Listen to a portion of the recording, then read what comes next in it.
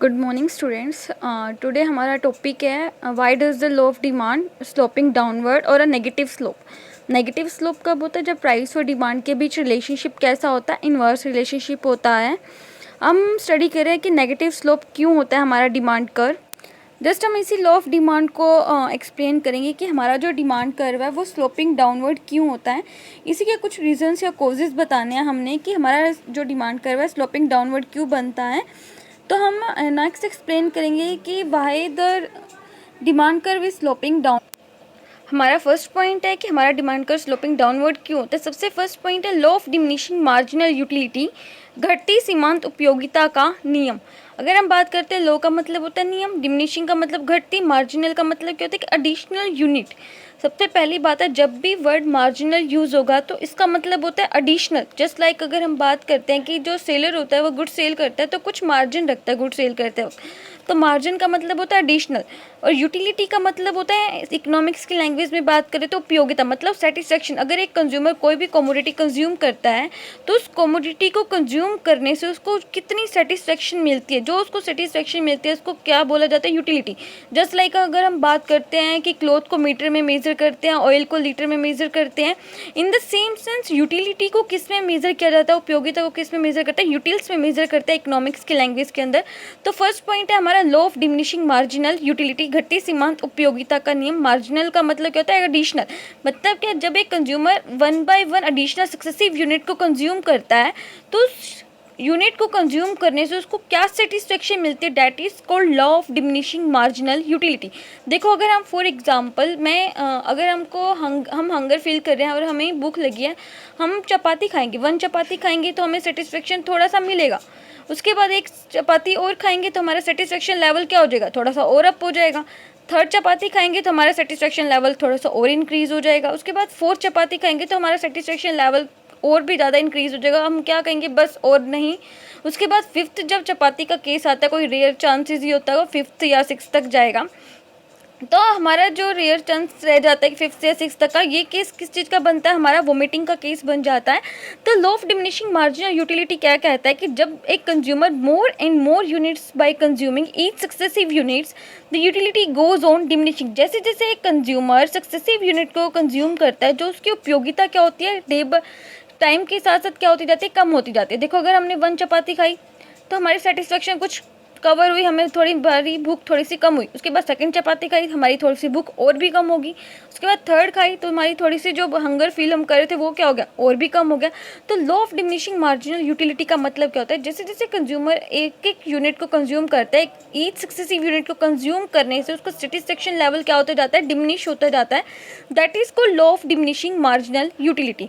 अब इसके एक एग्जाम्पल की बात करते हैं तो when consumer gets more and more satisfaction as a result will pay more price but consumer not ready to pay a same price. अगर हम बात करते हैं कि law of diminishing marginal utility की बात करें हम, तो क्या होता है कि अगर एक कंज्यूमर को सेटिस्फेक्शन अच्छे से मिल रहा है, उसको सेटिस्फेक्शन मिल रहा है, वो क्या करेगा? एक्सेस में ज़्यादा कमोडिटी परचेज करने के लिए रेडी तो होगा, लेकिन वो क्या करेगा? जैसे जैसे उसकी जो मार्जिनल यूटिलिटी है, एक एडिशनल यूनिट को कंज्यूम करने का जो सेटिस्फेक्शन है जो उसका कम होता जा रहा है, वो क्या कहता है कि एडिशनल यूनिट को कंज्यूम करने से उसकी जो सेटिस्फेक्शन कम हो रही है, तो प्राइस भी क्या होना चाहिए? उस एडिशनल कमोडिटी को परचेज करने का कम होना चाहिए। ये कंज्यूमर चाहता है। अब हम बात कर रहे हैं कि लॉ ऑफ डिमांड हमारा स्लोपिंग क्या होता है? हमारा law of demand sloping downward किस लिए होता है? हम इसकी बात करें, हमारा law of demand sloping downward क्यों होता है? अब देखो अगर कंज्यूमर को भूख लगी थी तो हाई प्राइस था उसको, तो भी वो प्राइस पे करने के लिए रेडी था। लेकिन अगर वो चाह रहा था कि उसकी जो यूटिलिटी डिमिनिशिंग हो रही थी, उसका सेटिस्फेक्शन लेवल कम हो रहा था, वो क्या चाहता था कि जैसे उसकी यूटिलिटी कम हो रही है तो प्राइस भी कमोडिटी का कम चार्ज करे, तभी वो सक्सेसिव यूनिट को बाय करेगा। तो law of diminishing marginal utility के कारण भी क्या होता है? डिमांड कर्व क्या होता है? स्लोपिंग डाउनवर्ड होता है। आपको मार्जिनल यूटिलिटी का मतलब पता होना चाहिए कि मार्जिनल यूटिलिटी होता क्या है, कि एडिशनल यूनिट को कंज्यूम करने से, एक एक्स्ट्रा यूनिट कंज्यूम करने से जो कंज्यूमर का सेटिस्फेक्शन लेवल क्या हो जाता है? सक्सेसिव यूनिट कंज्यूम करने से टाइम के साथ क्या होता जाता है? डिमिनिशिंग होता जाता है। That is called law of diminishing marginal utility कहा जाता है इसको। उसके बाद नेक्स्ट पॉइंट है हमारा income affect. Income affect is the effect on the change in the quantity demanded by alone change in the price of commodity।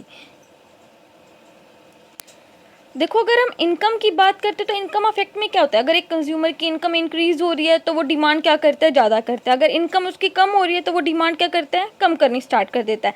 तो आय का प्रभाव भी क्या होता है, डिमांड के ऊपर पड़ता है। But it refers to the effect on demand where the real income of consumer change due to change in the price of commodity. अब रियल इनकम मैंने आपको एक्सप्लेन किया था कि रियल इनकम क्या डिटरमाइन करती है, कंज्यूमर की परचेजिंग पावर को बताती है। अगर देखो एक कंज्यूमर की इनकम कम है, पॉकेट मनी कम है, तो उसकी रियल इनकम भी कम होगी। क्यों होगी, क्योंकि उसके पास बजट में ही नहीं है तो वो कमोडिटी परचेज नहीं करेगा, उसकी रियल इनकम क्या होती है, कम होती है। तो इनकम का इफेक्ट भी क्या पड़ता है, डिमांड के ऊपर पड़ता है। अगर कमोडिटी के प्राइस इंक्रीज हो रहे हैं तो वो क्या करेगा, डिमांड कम करेगा और रियल इनकम उसकी कम होगी। क्यों होगी, क्योंकि उसकी परचेजिंग पावर कम हो जाएगी अगर उसकी इनकम कम होगी। तो अगर प्राइस कमोडिटी के डिक्रीज हो रहे हैं तो उसकी रियल इनकम बढ़ जाएगी, रियल इनकम बढ़ेगी तो डिमांड भी क्या हो जाएगी, इंक्रीज। क्योंकि रियल इनकम किसको शो करती है, परचेजिंग पावर को, क्रय शक्ति को बताती है। अगर देखो अब वैसी बात है, मार्केट में अगर प्राइस ज़्यादा है तो हम परचेजिंग पावर क्या होगी, हमारी परचेजिंग पावर, क्रय शक्ति क्या होगी, कम होगी, तो डिमांड भी क्या हो जाएगी, कम हो जाएगी। अगर प्राइस कम है तो हमारी परचेजिंग पावर भी क्या हो जाएगी, हमारी इंक्रीज हो जाएगी। जस्ट लाइक इसको हम डायग्राम से समझ सकते हैं। अगर प्राइस कमोडिटी की ज़्यादा, ओ एक्सिस पे हम क्वांटिटी को शो करते हैं और हम ओ वाई एक्सिस पे प्राइस को शो करते हैं। अगर हमारे कमोडिटी के प्राइस OP1 है, OP1 है तो कमोडिटी कितनी डिमांड कर रहा था, अगर हमारे प्राइस OP हैं तो डिमांड हो रही थी OQ। अगर कमोडिटी के प्राइस OP1 हो जाते हैं तो कितनी डिमांड करेगा, OQ1। कहने का मतलब क्या, प्राइस ज़्यादा थे तो डिमांड कम, प्राइस कम हो गए तो डिमांड क्या होगी, ज़्यादा होगी। तो इनकम अफेक्ट का भी कमोडिटी की डिमांड के ऊपर अफेक्ट पड़ता है। अगर एक पर्सन की रियल इनकम ज़्यादा है तो वो ज़्यादा परचेज करेगा, अगर कम है तो कम। यहाँ पे हम एग्जांपल ले सकते हैं। अगर सपोज करते हैं एक मोहन था, उसने 4 पेन परचेज किए, ठीक है, हम यहाँ पे क्या ले रहे हैं, एग्जांपल ले रहे हैं। 4 पेन परचेज किए और वो 4 पेन थे कितने के, एक पेन था 5 रुपीज़ का पेन था, एक पेन कितने का था, 5 रुपीज़ का था।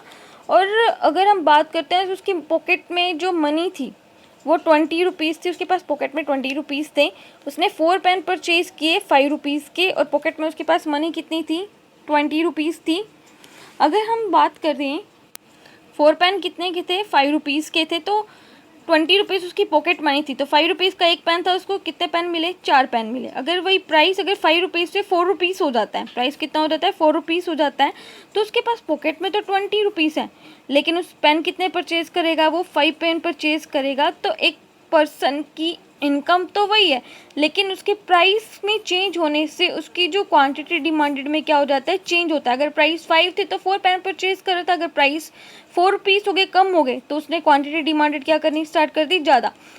तो इसका मतलब क्या होता है कि इनकम का भी किसके ऊपर अफेक्ट पड़ता है, हमारी डिमांड के ऊपर अफेक्ट पड़ता है, रियल इनकम का भी अफेक्ट पड़ता है। नेक्स्ट पॉइंट है हमारा सब्स्टिट्यूशन इफेक्ट। सब्स्टिट्यूशन का मतलब होता है कि एक कमोडिटी के प्लेस पर हम नेक्स्ट कमोडिटी का जब यूज़ करते हैं, अदर कमोडिटी का यूज़ करते हैं, that is called substitution effect. It refers to substituting the one commodity in place of other commodity. जहाँ पर हम एक कमोडिटी के प्लेस पर अदर कमोडिटी, दूसरी कमोडिटी को यूज़ करते हैं, एक के प्लेस पर दूसरी कमोडिटी को इंटरचेंज करते हैं, यूज़ करते हैं, उसको क्या बोला जाता है, सब्स्टिट्यूशन इफेक्ट बोला जाता है। अगर हम सब्स्टिट्यूशन इफेक्ट की बात करें तो हमने इसमें एग्जाम्पल लिया था कॉफ़ी का और टी का, इसमें हमारा एग्जाम्पल रहा था। अगर कॉफ़ी के प्राइस की अगर हम बात करते हैं, कॉफ़ी की प्राइस की अगर हम बात करें, कॉफ़ी की प्राइस इंक्रीज़ हो जाती है मार्केट के अंदर, या फिर हम टी के प्राइस ले लेते हैं, अगर टी के प्राइस राइजेज हो जाते हैं मार्केट में तो डिमांड क्या होगी, कॉफ़ी की एक्सटेंड हो जाएगी, बढ़ जाएगी कॉफ़ी की डिमांड।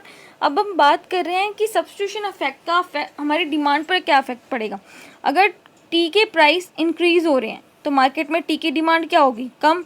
अगर टी के प्राइस कम हो जाते हैं, OP से OP1 हो जाते हैं, तो मार्केट में जो कमोडिटी की डिमांड है वो OQ से कितनी हो जाएगी, OQ1। तो कहने का मतलब क्या है, सब्स्टिट्यूशन इफेक्ट का मतलब क्या होता है कि अगर मार्केट में हम जब एक गुड्स के प्लेस पर दूसरे गुड्स को यूज़ करते हैं, that is called substitution effect. अब यहाँ पे एग्जांपल हमारा टी का रहता है और कॉफ़ी का रहता है। अगर हमारे टी के प्राइस इंक्रीज़ होते हैं, टी के प्राइस क्या होते हैं हमारे, इंक्रीज़ होते हैं, तो कॉफ़ी की जो डिमांड होती है वो क्या हो जाती है हमारी मार्केट के अंदर, डिक्रीज़। अगर टी के प्राइस हमारे डिक्रीज़ होंगे तो कॉफ़ी की डिमांड क्या कर देंगे हम, इंक्रीज़ कर देंगे। तो सब्स्टिट्यूशन इफेक्ट के कारण भी क्या पड़ता है, हमारी क्वांटिटी डिमांडेड के ऊपर इफेक्ट पड़ता है और हमारा स्लोपिंग कैसा बनता है, हमारा डाउनवर्ड जाता है। नेक्स्ट पॉइंट है हमारा न्यू कंज्यूमर, नए उपभोक्ता। अगर मार्केट के अंदर न्यू कंज्यूमर एंटर करते हैं, देखो अगर मार्केट के अंदर न्यू कंज्यूमर एंटर करेंगे तो इसका मतलब क्या है, the number of consumer increase in the market if the price of commodity falls. अगर न्यू कंज्यूमर मार्केट में एंटर कर रहे हैं, इसका मतलब क्या है कि मार्केट में कमोडिटी के प्राइस कम हुए होंगे, तभी तो न्यू कंज्यूमर मार्केट में एंटर कर रहे हैं। If the price of commodity falls, the many consumers who are not consuming the goods earlier, जो पहले कंज्यूमर उपभोक्ता पहले गुड्स और सर्विसेज को यूज़ नहीं कर रहे थे, अर्लियर यूज़ नहीं कर रहे थे, but now ready to consume because commodity comes to their budget. अब वो उस कमोडिटी को कंज्यूम करना स्टार्ट कर देते क्योंकि वो गुड्स उनके क्या हो चुका है, बजट के अंदर आ चुका है। यहाँ पर हम एग्जाम्पल लें, न्यू कंज्यूमर आ रहे हैं, नए उपभोक्ता मार्केट में एंटर कर रहे हैं, इसका मतलब कमोडिटी का प्राइस कम हुआ है तभी न्यू कंज्यूमर मार्केट के अंदर एंटर कर रहे हैं। अगर हम एग्जांपल लेते हैं, यहाँ पे मैं एग्जांपल लेते हूँ आइसक्रीम का, आपको जो एग्जांपल अच्छा लगे आपकी पसंद के अकॉर्डिंग, लाइकिंग के अकॉर्डिंग आप वो ले सकते हो। मेरी पसंद के अकॉर्डिंग मैं ले रही हूँ आइसक्रीम का। If for example price of ice cream, अगर फैमिली पैक होता है जो आइसक्रीम का, जिसको हम ईट बोलते हैं, बड़ा बॉक्स बोलते हैं आइसक्रीम का, अगर वो एक 100 रुपीज़ का आता है तो मार्केट में डिमांड हो रही थी 10 यूनिट्स की आइसक्रीम की, अगर उसके प्राइस 50 रुपीज़ हो गए, मतलब जो कंज्यूमर, जो फैमिली थी, वो फैमिली पैक आइसक्रीम का परचेज नहीं भी कर रही थी, उसने भी क्या कर दिया, उसको बाय करना स्टार्ट कर दिया, उसने 100 यूनिट्स की डिमांड करनी स्टार्ट कर दी। अगर हम यहाँ पे इसका कर्व ड्रॉ करें, ओ एक्स एक्सिस पे हम क्या लेंगे, क्वांटिटी को शो करेंगे, और ओ वाई एक्सिस पे क्या शो करेंगे, प्राइस। अगर जब मार्केट में जो प्राइस थे 100 रुपीज़ थे तो डिमांड कितनी हो रही थी, सिर्फ 10 यूनिट्स की डिमांड हो रही थी। जब प्राइस मार्केट में 100 थे, 10 यूनिट्स की डिमांड हो रही थी। जब प्राइस मार्केट में 50 रुपीज़ हो गए तो डिमांड क्या होगी, कॉन्टीन्यूसली एक्सटेंड हो गई, 100 यूनिट्स की होगी। तो ये क्या चीज़ शो करता है कि प्राइस के कम होने से डिमांड क्या होगी, इंक्रीज। मतलब एक चीज़ के कम होने से, प्राइस के कम होने से डिमांड, हमारी मांग क्या होगी, बढ़ गई। तो ये क्या शो करता है, हमारा नेगेटिव रिलेशनशिप को शो करता है, नेगेटिव रिलेशनशिप को शो करता है। जब भी हमारा डिमांड का स्लोपिंग डाउनवर्ड बनता है तो क्या रिलेशनशिप होता है, नेगेटिव रिलेशनशिप होता है। जब हमारा डिमांड का स्लोपिंग डाउनवर्ड बनता है, फ्रॉम लेफ्ट टू राइट, बाएं से दाएं की तरफ बनता है। तो इसलिए कहा जाता है कि हम यही कॉजेस डिटरमाइन कर रहे थे कि हमारा जो डिमांड कर रहा है स्लोपिंग डाउनवर्ड क्यों होता है। सबसे पहला पॉइंट हमने क्या स्टडी किया था, law of diminishing margin utility के कारण होता है। जैसे जैसे एडिशनल यूनिट को कंज्यूम करते हैं तो सेटिस्फेक्शन कम होती जाती है, और कंज्यूमर क्या चाहता है कि वो एक्स्ट्रा यूनिट तब परचेज करेगा अगर कमोडिटी के प्राइस मार्केट में कम होते हैं। प्राइस कम होंगे तो डिमांड वही क्या हो जाएगी, इंक्रीज होगी, जिससे डिमांड कर क्या बनेगा, स्लोपिंग डाउनवर्ड।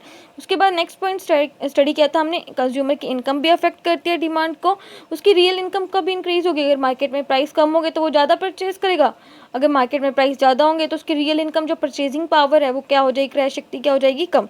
हमने थर्ड पॉइंट कौन सा स्टडी किया था, थर्ड पॉइंट हमने स्टडी किया था इसका कि सब्स्टिट्यूशन इफेक्ट के कारण भी क्या पड़ता है, हमारा लो ऑफ डिमांड के ऊपर इफेक्ट पड़ता है, हमारा डिमांड का स्लोपिंग डाउनवर्ड बनता है। टी और कॉफ़ी का एग्जांपल हमारा बेस्ट एग्जांपल है। उसके बाद फोर्थ पॉइंट हमने न्यू कंज्यूमर का स्टडी किया कि मार्केट में जब प्राइस कमोडिटी के कम होते हैं, 100 से 50 हो गए, तो जो फैमिली बजट के अकॉर्डिंग परचेज नहीं भी करी थी, उसने भी आइसक्रीम की डिमांड करना क्या कर दी, फैमिली पैक की डिमांड करना स्टार्ट कर दिया। नेक्स्ट हमारा लास्ट पॉइंट है डिफरेंट यूजेस। अगर किसी कमोडिटी की, it refers to that when the commodity have a different uses also affected by the price.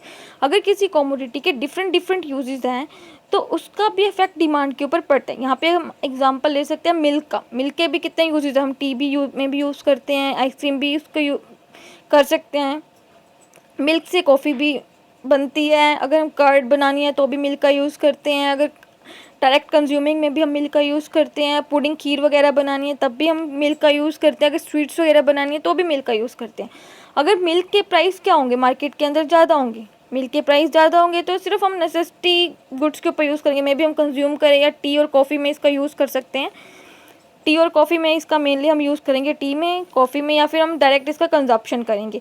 अगर मिल्क के प्राइस मार्केट में कम हो जाते हैं, हम डिमांड करना ज़्यादा स्टार्ट कर देंगे और इन सब गुड्स की हम क्या करेंगे, कंजप्शन करना स्टार्ट कर देंगे। आइसक्रीम में भी यूज़ करेंगे, कर्ड भी जमा, अगर पुडिंग खीर वगैरह बनाना है तब भी, और स्वीट्स में भी हम इसका क्या कर सकते हैं, यूज़ कर सकते हैं। तो ये था हमारा लो ऑफ डिमांड के कॉजेज़ कि हमारा जो डिमांड कर्व है वो स्लोपिंग डाउनवर्ड क्यों होता है। थैंक यू, आई होप आपको समझ में आ गया होगा।